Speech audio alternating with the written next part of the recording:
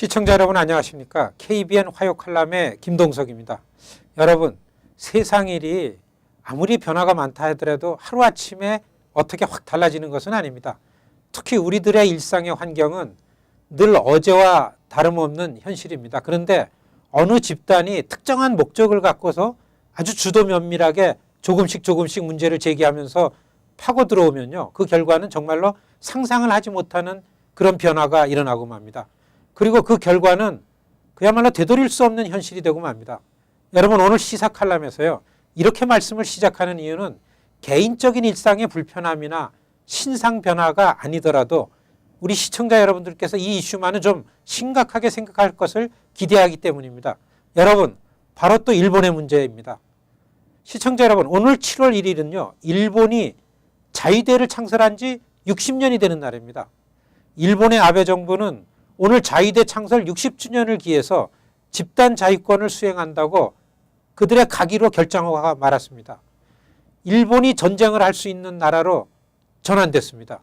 아베 신조 총리 내각은 이날 오후 총리관저에서요, 임시 국무회의를 열어서 일정 요건을 충족하면 집단 자위권을 행사할 수 있다는 내용의 가기 결정문을 의결해서 아주 만방에 씩씩하게 공표하고 말았습니다. 일본이 이야기하는 집단 자위권은 동맹국 등 타국에 대한 공격을 일본 자국에 대한 공격으로 간주해서 반격하는 그러한 권리입니다. 일본과 밀접한 관계에 있는 다른 나라에 대한 무력 공격이 발생해서 일본의 존립이 위협받는다고, 그리고 일본의 국민의 생명, 자유, 행복 추구의 권리가 근저로부터 뒤집히는, 근본적으로 위태로워지는 이런 명백한 위험이 있는 경우에는 이를 배제할 다른 적당한 수단이 없을 때 필요 최소한의 실력을 행사하는 것은 일본 자위 조치로서 헌법상 허용된다는 판단에 이르렀다고 여러분, 아베 총리가 종이 쪽지를 그냥 줄줄 읽어내렸습니다. 1981년 5월 일본도 주권국으로서 집단 자위권을 보유하고 있지만 이를 행사하는 것은 허용되지 않는다라고 밝힌 당시 스즈키 젠코 전 내각의 답변서 채택 이후에 여러분, 33년 만에 헌법 해석을 공식적으로 변경했습니다.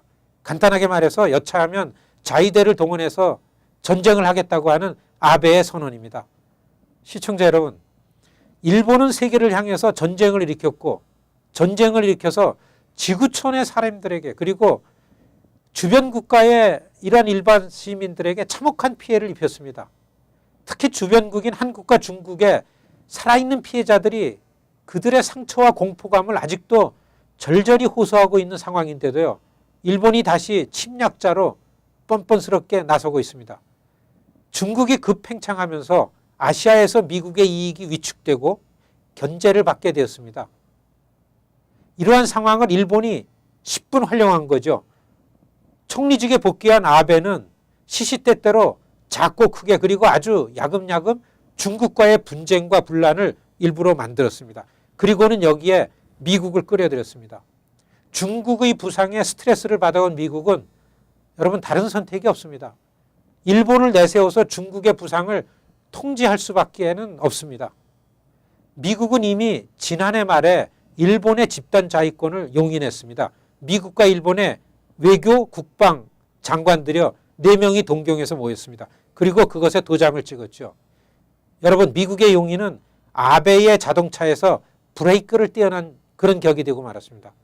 시청자 여러분, 지난 1년 동안 일본은 이렇게 조금씩 문제를 제기하면서 야금야금 일을 수행해 왔습니다. 지금 둘러보니까 심각하게 상황이 변해버리고 말았습니다. 여러분, 가랑비에 옷이 흠뻑 젖고 만다는 말이 있지 않습니까? 이러한 일본의 행태에 브레이크를 걸 수 있는 나라는 역시 오직 또한 미국뿐입니다.